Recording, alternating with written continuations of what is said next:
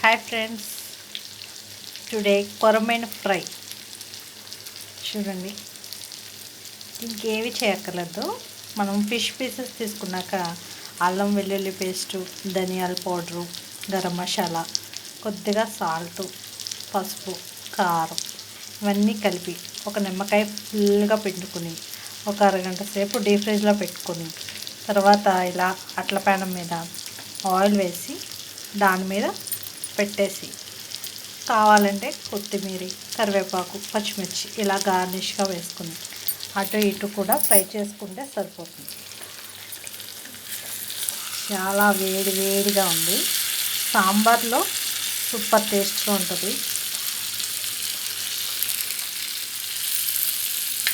మీకు కావాలంటే ఇంకా మసాలా ఏమన్నా ఫిష్ మసాలా అవి ఏమన్నా ఉంటే కావాలంటే వేసుకోవచ్చు.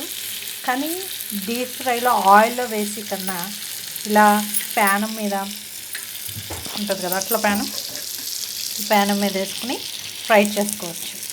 చూడండి, చాలా బాగా ఫ్రై అయ్యింది. కావాలంటే మీరు రసంలోనన్నా, సాంబార్లోనన్నా, దేంట్లోనైనా సరే, చెప్పాలంటే ముద్దపప్పులో కూడా చాలా బాగుంటుంది. సూపర్ ఉంటుంది కొరమైన ఫ్రై. మా ఊరు నుంచి మా డాడీ పంపించారు, నేను ఈరోజు ఫ్రై చేశాను. Okay friends, thank you for watching.